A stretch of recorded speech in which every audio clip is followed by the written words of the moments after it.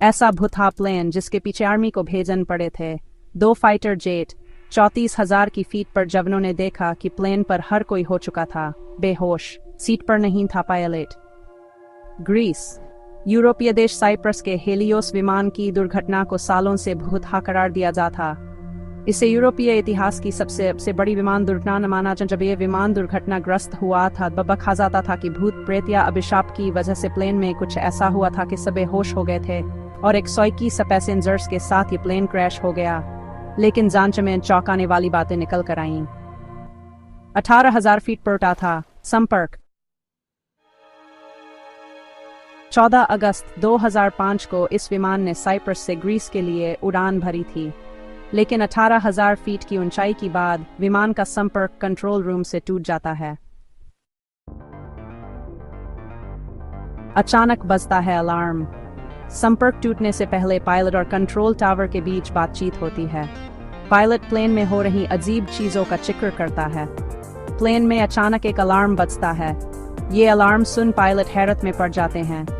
दरअसल ये इस अलार्म का मतलब होता है कि विमान उड़ान भरने के लिए तैयार नहीं, इसी बची नहीं हो जाती है। पायलट समेत सब हो गए बेहोश।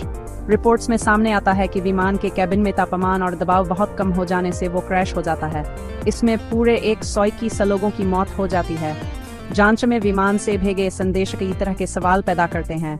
एक वॉइस मैसेज में पायलट यात्रियों के ठंड से जमने की बात करता है और दूसरे मैसेज में कंट्रोल टावर से टेक्निकल मदद मांगते हुए संपर्क टूट जाता है।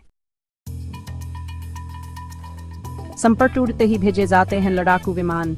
यात्री और पायलट के बेहोश होने की बात सुनते ही ग्रीस एयरफोर्स को सूचित किया जाता है। एयर ट्रैफिक कंट्रोल को ये डर रहता है कि कहीं कोई आतंकी घटना तो नहीं। इसके बाद एयरफोर्स के 2 विमान तेजी से इस फ्लाइट की ओर बढ़ते हैं। इस दौरान ये फ्लाइट ऑटो पायलट मोड में ऊपर चढ़ती हुई 34,000 फीट तक पहुंच जाती है। फाइटर जेट कुछ ही मिनटों में फ्लाइट के करीब पहुंच जाते हैं और आर्मी के पायलट्स को खौफनाक दृश्य नजर आते हैं। आर्मी के पायलट रिपोर्ट करते हैं कि हेलियोस विमान के कॉकपिट में एक पायलट बेहोश है, जिससे प्लेन के ऑटो पायलट मोड में जाने की बात साफ हो जाती है। वहीं दूसरी सीट में को पायलट नजर नहीं आता है। इसके अलावा पूरे विमान में पैसेंजर बेहोश नजर आते हैं और ऑक्सीजन मास्क लटके हुए होते हैं। इससे साफ होता है कि विमान के अंदर कम दबाव है। कॉकपिट में नजर आता है कोई शख्स। प्लेन के बाईं और मौजूद दूसरे फाइटर प्लेन का पायलट हेलियोस के कॉकपिट में किसी को देखता है। माना जाता है कि ये कोई फ्लाइट अटेंडेंट था।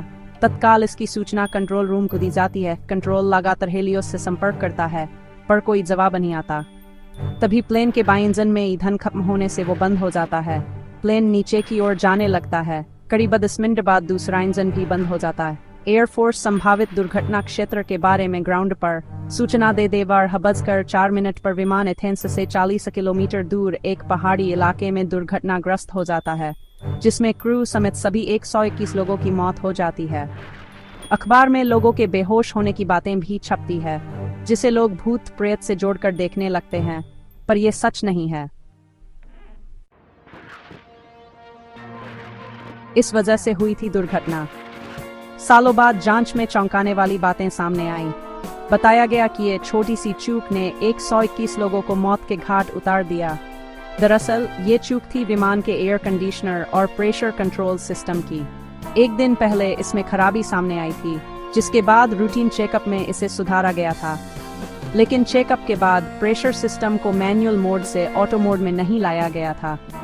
इसी कारण 18,000 फीट की ऊंचाई के बाद विमान के अंदर का प्रेशर सिस्टम फेल हो गया और ऑक्सीजन की कमी से लोग बेहोश हो गए। यही पायलट के साथ हुआ। काफी देर तक पायलट के रिस्पांस नहीं देने से विमान ऑटो पायलट मोड पर चला गया और ईंधन खत्म होने से दुर्घटनाग्रस्त हो गया।